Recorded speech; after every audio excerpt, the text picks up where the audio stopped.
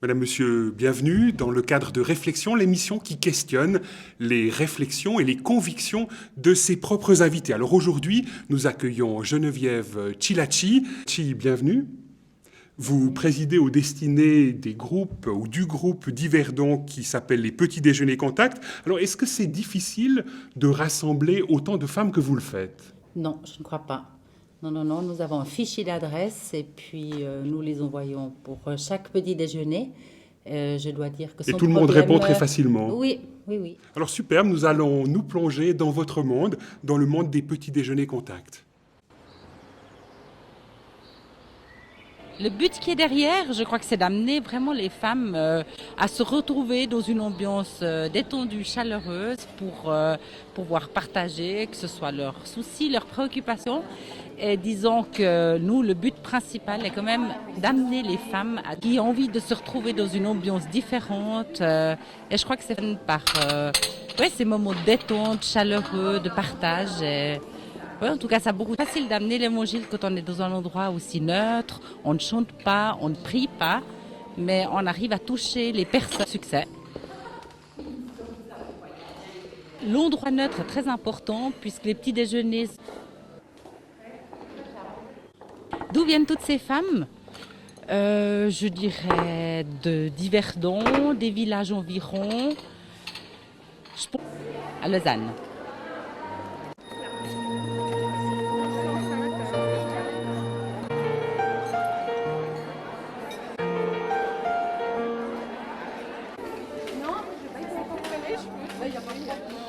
On voit une garderie derrière vous. C'est quoi le but? Alors le but de la garderie, c'est déjà de permettre à des mamans de se entourer de femmes qui, en quelque sorte, ont les fruits de l'esprit. Puis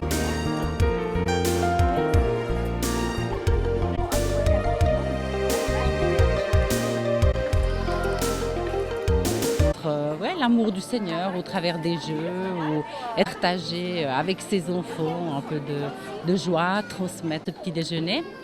Et c'est vrai, les libérer une matinée pour pouvoir assister à ce que l'enfant puisse ressentir cet amour du Seigneur au travers d'elle.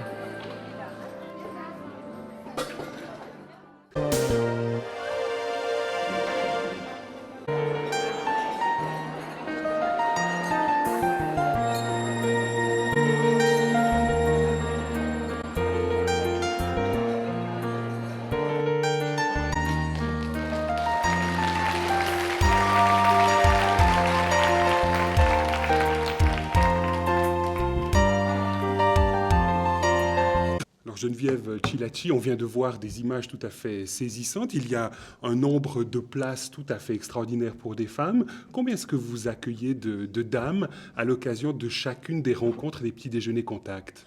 Environ 270 à 300 personnes. On a eu des flèches jusqu'à plus de 400 avec des oratrices comme Georgina Dufoy, ancienne ministre française. Mais la moyenne est, je dirais, de 300.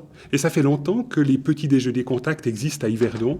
Alors, ça fait 13 ans qu'ils existent dans la région. Ils ont débuté à Grandson. Et puis après, nous avons dû quitter cette salle de Grandson qui était trop petite.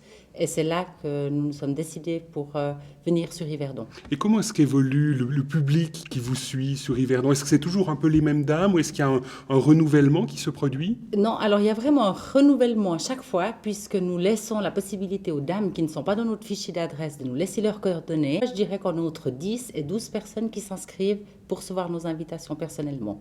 Alors, est-ce que ce mouvement, parce qu'il y a toute une série de petits déjeuners contact à travers la Suisse, est-ce que ce mouvement est vraiment sur toute la Suisse et se répand sur l'étranger également?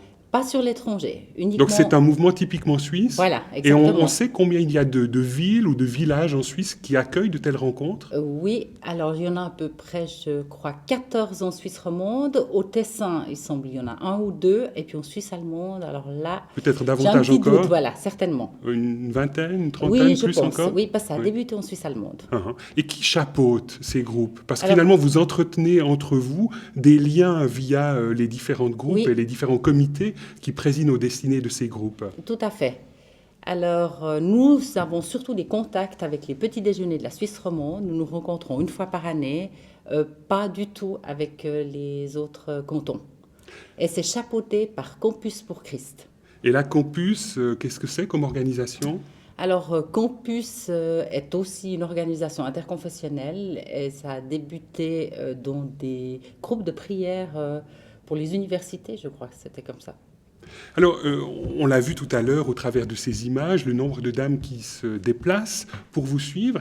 Qu'est-ce que vous proposez concrètement à ces femmes au niveau du programme qui est le vôtre? Alors, on essaye d'avoir vraiment des conférenciers très divers qui nous, bien sûr, partageront des sujets très divers. Vous auriez un ou deux exemples à nous proposer? Nous avons eu Pierre Hamet qui nous a parlé de l'occultisme. Et Pierre Hamet, c'est Et un c'est un pasteur de l'église réformée sur Neuchâtel. Nous avons eu également, nous allons avoir Andrea Ostertav qui va nous parler de la restauration de l'identité de la femme. Nous avons également un témoignage une fois par année. Nous aimons bien avoir une personne qui vient nous donner son témoignage. Et nous avons eu donc qui André vient Normandin. exprimer un peu ce qu'elle a Son vécu. parcours, voilà, son D'accord. parcours et qui a rencontré Jésus-Christ. Donc finalement, vous n'êtes pas ouvert uniquement à des orateurs féminins ou à des oratrices, Pas du mais tout.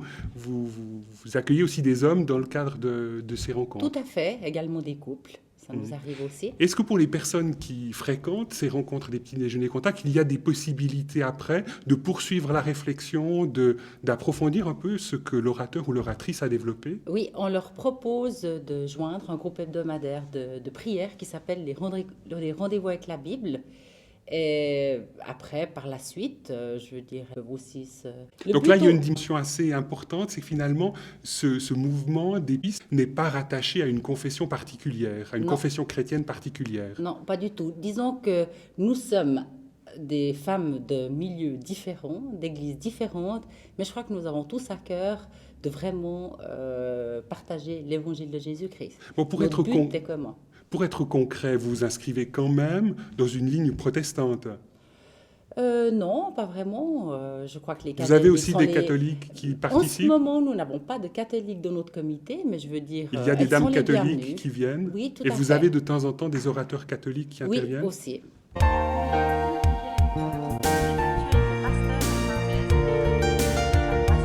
Elle est coordinatrice des petits déjeuners contacts à Yverdon. Tous, qui veut dire tout simplement ce qui est caché.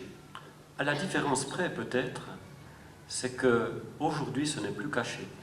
Je ne sais pas si le terme occultisme est encore juste. Vous pouvez acheter la magie noire en 12 leçons, ne le faites pas, mais c'est possible. Donc ce n'est plus caché. Et je crois que ça correspond à quelque chose de l'Apocalypse qui dit que dans les derniers temps, au fond, le monde des ténèbres sera vraiment révélé, comme libéré. Je crois que nous sommes dans ce temps. L'occultisme, du latin, puisque vous pouvez aller à la première librairie du coin et acheter des grands grimoires, le Petit Albert, où tout est au grand jour. Découvrir Jésus-Christ dans leur vie.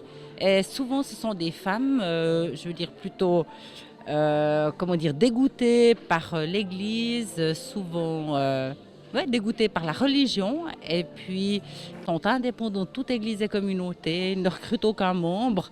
Donc je crois que c'est vraiment le but premier, c'est que ça se passe dans un endroit neutre. C'est pas tellement plus loin, puisqu'il y a des rencontres à Valorbe, des rencontres à Payerne, et également des rencontres à les coups d'une garderie, où ce que ça demande comme organisation, c'était quand même impératif d'en avoir une sur place.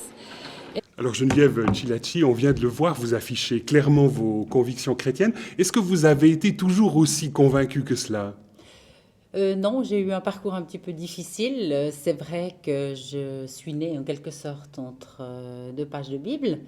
Donc Et votre famille était très engagée dans la foi? Oui, Vos tout à parents? fait. Mes parents, mes grands-parents, mes oncles et tantes, loin à la ronde autour de moi, ils sont pratiquants. Et je dirais plus que pratiquants. Ce sont des gens engagés. Et à une certaine époque de ma vie, je crois que j'ai aussi voulu expérimenter peut-être tout ce qu'on m'avait dit qui n'était pas bien. Et voilà, j'ai vécu un temps, je dirais, quand même difficile. Je crois que... Mais qu'est-ce qui vous faisait problème concrètement dans les convictions de vos parents?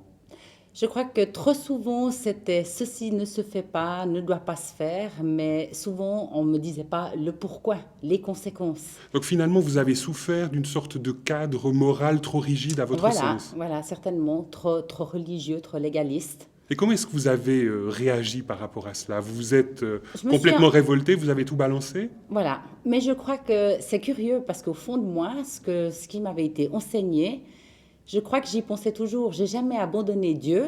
Je le priais encore. Il était encore présent. Je savais qu'il était là. Je savais que dans des difficultés, je pouvais lui parler. Mais je veux dire, j'avais plus du tout une vie qui était conforme, je dirais, à l'Évangile. Et là, semble-t-il, vous vous êtes lancé un peu à l'aventure Voilà. dans le vaste monde. Oui. Où est-ce que vous êtes allé? Alors, je suis partie dans un kibbutz Donc en Israël. Et là, voilà. c'était de nouveau l'occasion peut-être d'approfondir par un autre biais les convictions de vos parents, ou bien il y avait un lien. Comment ça se fait que vous vous êtes retrouvé dans un kibbutz? Je crois que c'était une envie de vivre ma liberté, de ne plus avoir mes parents qui pouvaient me voir, me contrôler, m'éclater un peu, je dirais. Mais pourquoi un kibbutz en Israël de plus? Là, Vous je vous crois rappelez? parce que, non, simplement que le travail, je cherchais d'abord le soleil. Je voulais un pays où il fasse beau et chaud. Et en plus de ça, il y avait ce côté aventure de se dire qu'on allait aller travailler dans les champs, qu'on allait aller cueillir les oranges, les pamplemousses, connaître aussi un pays que je ne connaissais absolument pas. Et puis, je veux dire, j'aime les gens, j'aime le monde, j'aime les contacts. Donc, pour moi, le kibbutz, ça répondait aussi à une attente. Et vous avez appris D'aller à la l'hébreu? découverte. Pas du tout. Pas du Non, tout. j'ai Vous avez toujours parlé en perfectionné vos anglais. connaissances en anglais? Voilà, en anglais. Et comme j'étais volontaire, je me suis retrouvée avec beaucoup de volontaires d'autres pays d'Amérique du Sud. Donc, ça donnait des échanges vraiment très riches. Donc là, vous découvrez Israël, la vie dans un kibbutz.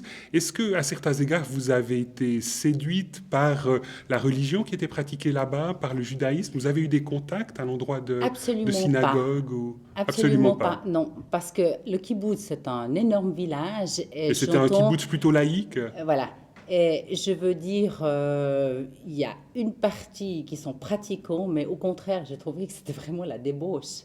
Il y a de la drogue qui circule, il y a Donc il y a c'était vraiment une sorte l'alcool, il y a la de camp de discothèque. jeunes dans Exactement, le cadre duquel exactement. vous avez pu vous éclater, Voilà, si j'ose voilà. la formule. Mais alors, au travers de ce cheminement après, vous avez quitté Israël, vous êtes revenu en Suisse. Oui. Et comment s'est passé le contact renouvelé avec les convictions chrétiennes? Je crois que parfois, il faut tomber assez bas pour réaliser qu'on a pris peut-être une fausse voie. Et c'est ce qui m'est arrivé. Je crois que j'ai été vraiment à un certain moment complètement perdue. Et puis j'ai crié au secours. Et c'est là que j'ai appelé mes parents. Et je peux dire vraiment que j'ai été accueillie comme l'enfant prodigue. Et je crois que c'est cet Donc amour... vos parents ne vous en voulaient pas de vous être totalement détournés des voies qui étaient les leurs? Alors non, parce que je dirais qu'eux avaient aussi avancé spirituellement.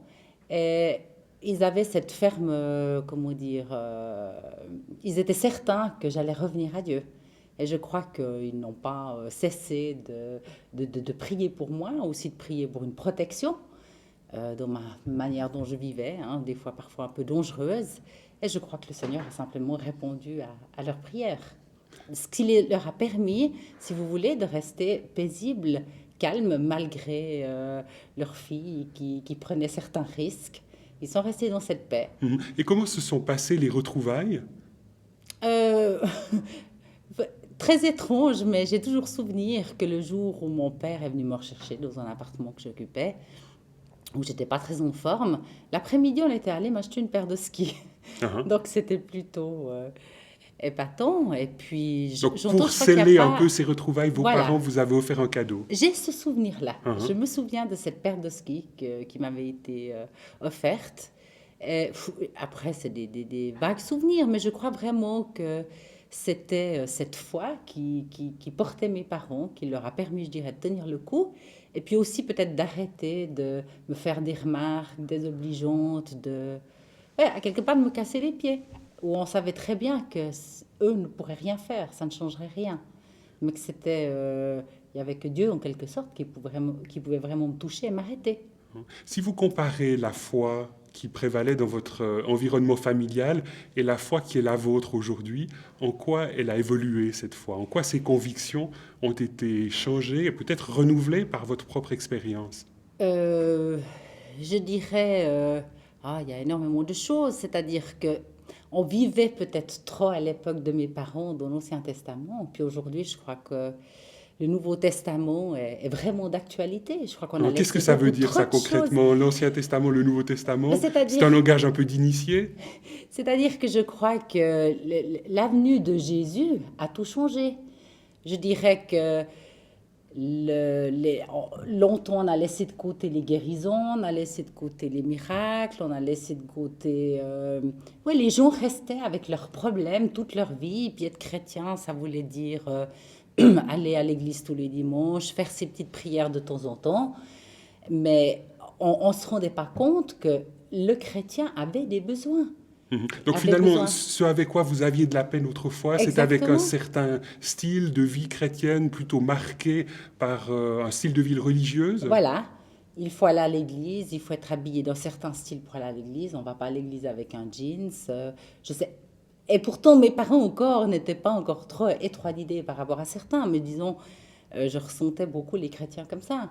Mais Alors, vous-même aujourd'hui, en tant que femme, si vous aviez à définir ce qu'est la foi chrétienne, ce que sont vos convictions de chrétienne, qu'est-ce que vous diriez?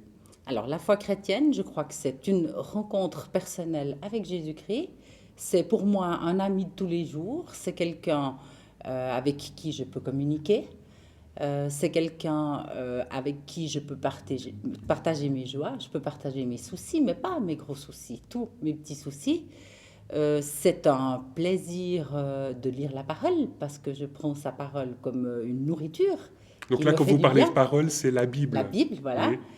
Et c'est clair que c'est avoir un endroit de culte. Pour moi, c'est nécessaire d'avoir un endroit de culte pour se Donc finalement, retrouver aller à avec, l'église le dimanche matin ne fait plus autant problème que dans le passé. non, mais peut-être aussi dans une église qui est plus jeune, plus dynamique, plus libre, on dirait. Qui correspond un peu à votre style Voilà, personnel, plus libre et peut-être moins sous certaines contraintes. voilà.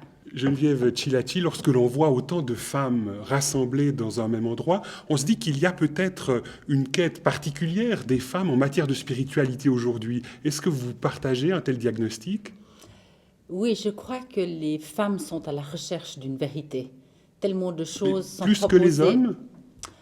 Euh, Pas forcément, pas forcément. Je crois que souvent la femme se sent peut-être un petit peu isolée, un peu seule. Elle est active, attention, ça ne veut pas dire qu'elle est active, mais seule, je dirais, dans ses pensées intérieures. Elle a peut-être de la peine des fois à exprimer ce qu'elle ressent. Et je pense que dans cet endroit-là, c'est une possibilité de s'exprimer, de poser des questions et puis d'avoir des réponses. Parce que lorsque l'on se retrouve comme ça lors d'un petit déjeuner contact, on ne fait pas qu'écouter un orateur ou une oratrice, mais il y a des possibilités de dialogue avec Voilà. des gens. On a des possibilités de partage, c'est-à-dire qu'à la fin de la conférence, soit on suggère 2 questions qui sont des questions de réflexion qui vont se débattre autour de la table, ou alors carrément questions-réponses avec l'orateur. Donc pour éviter, je veux dire, certaines personnes n'aiment pas des fois poser la question directement à l'orateur, donc les hôtesses de table les inscrivent sur un papier et vont les transmettre à l'orateur. Donc finalement, à l'issue de ces conférences, il y a un débat qui se noue à la fois autour des tables et en séance plénière. Voilà, tout à fait, tout à fait. Et est-ce que finalement, les différentes contributions que vous entendez, ces apports qui vous sont apportés par des prédicateurs, des orateurs différents, vous apportent quelque chose de plus que ce que vous pourriez entendre le dimanche matin dans une église? De plus, parfois différents, parce que je crois qu'il y a aussi des thèmes que le pasteur va amener dans l'église qui ne sont pas spécialement traités dans les petits déjeuners, ou vice-versa. Donc nous, c'est vrai qu'on cible aussi nos sujets par rapport aux besoins. Je veux dire, c'est vrai qu'on est en comité, on nous discute, on prie aussi pour savoir quel sujet peut être apporté pour l'an prochain. On écoute aussi les réflexions des personnes autour des tables, des fois qui nous disent on serait intéressé pour entendre parler des médecines parallèles, ou on a beaucoup de problèmes avec nos ados, on aimerait bien avoir peut-être un enseignement au sujet de comment faire avec nos ados. Donc finalement, Donc, les sujets que vous traitez, les sujets que vous abordez sont souvent reliés à des problèmes de vie concrets. oui, oui, oui. Et est-ce que vous avez l'impression finalement que dans ce contexte, la foi chrétienne peut apporter quelque chose de particulier à la femme du XXIe siècle? Certainement. Et crois que quoi trop donc, de souvent- manière trop spécifique? souvent, Parce ça que a été- finalement, on a l'impression que le message chrétien a été très souvent un message qui, quelque part, a muselé les femmes et les a empêchées de se développer de manière pleine et entière. Mais je crois que trop souvent, la Bible, elle essaye de côté, alors que je dirais dans la Bible, il y a beaucoup de réponses qui nous sont données. Quand on entend Pierre Hamet qui nous parlait de l'occultisme, on a plusieurs passages dans la Bible où Dieu avertit justement son peuple sur les conséquences qu'il y a à toucher à l'occultisme. Et la Bible, en matière d'éducation des adolescents, ça apporte quelque chose? Alors, bonne question. Récemment, ceux qui nous ont parlé des enfants, c'était les Kreis. Et j'ai bien aimé parce qu'ils ont aussi apporté en complémentarité de leur conférence des témoignages. Donc je crois que ce qui ressort souvent avec les enfants, on retrouve la prière quand même. La prière qui est très efficace. Prier pour une protection pour les enfants, mais également... je crois aussi prier pour nous, parents, c'est-à-dire pour avoir aussi, c'est vrai, cette douceur, avoir cette patience. Je crois qu'il y aurait beaucoup de choses à dire, aussi savoir peut-être gérer son ton. Non, moi Et je là, ce pense sont que c'est toute une série certain. de sujets que vous développez Voilà. et que vous tentez de promouvoir auprès des femmes que vous rassemblez. Oui.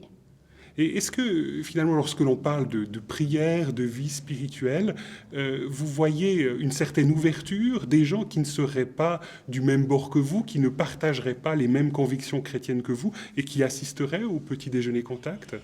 Alors, parfois, c'est vrai que quand on parle de prière, j'ai entendu des réflexions de femmes dire « Oh, c'est facile, Oui, on parce que ça prie, paraît être une sorte voilà, de thérapie exactement. universelle Voilà. ou de baume tranquille qui Voilà. n'a que peu d'effet. Mais justement, je crois que chaque fois, ce qu'on essaye de faire, c'est qu'avant chaque conférence, on a un témoignage d'une personne, Madame X ou Monsieur X, qui vient vraiment nous donner un témoignage en rapport avec le sujet qu'on va traiter. Et je crois qu'il n'y a rien de plus parlant qu'un témoignage. On ne peut pas le contredire, c'est ce que la personne a vécu. Et souvent ça, c'est vraiment source d'enrichissement pour ces dames. Et je crois qu'on n'est pas prêt à dire que voilà, on prend une petite pastille et puis qu'elle est efficace tout de suite. Intervient aussi, c'est vrai, la persévérance. Et puis je crois qu'il y a aussi des points d'interrogation. On prie, c'est vrai qu'il y a des fois des choses qui se passent rapidement, d'autres fois ça va prendre plus de temps. Mais je ne crois pas qu'on a réponse à tout non plus.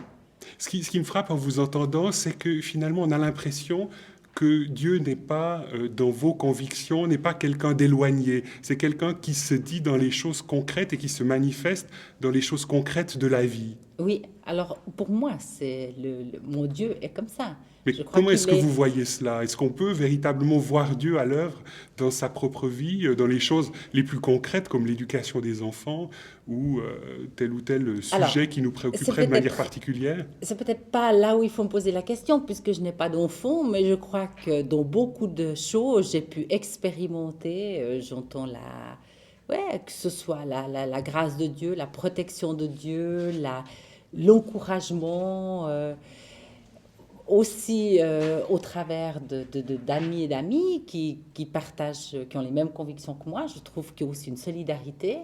On peut vraiment s'encourager, on peut prier les uns pour les autres. Et je ne sais pas, j'ai eu des guérisons physiques sur moi. Personnellement, vous Oui. avez expérimenté quelque part cette présence de Dieu qui vient vous guérir de quelque chose? De quoi? Tout à fait. Alors là, c'est un problème de colonne vertébrale qui était déformé, qui s'est redressé. Mais je dirais, c'est tous les jours, je crois que je vis quelque chose avec Dieu. Mais dans des petits détails. Dans des petits détails, c'est de sentir sa présence, c'est devant des moments peut-être un petit peu houleux, difficiles, de pouvoir crier au secours. Et puis, c'est quelque chose qui est inexplicable. Mais je crois que c'est cette paix qui vous permet de rester calme dans certaines situations. C'est vrai qu'il y aurait beaucoup d'exemples à donner. Alors Geneviève Chilaci, merci d'avoir accepté de nous livrer vos convictions en matière de petit déjeuner contact et aussi en relation avec vos préoccupations de femmes. Madame, Monsieur, merci de nous avoir suivis à l'enseigne de Réflexion, le magazine qui interroge les convictions chrétiennes de ses invités. À bientôt.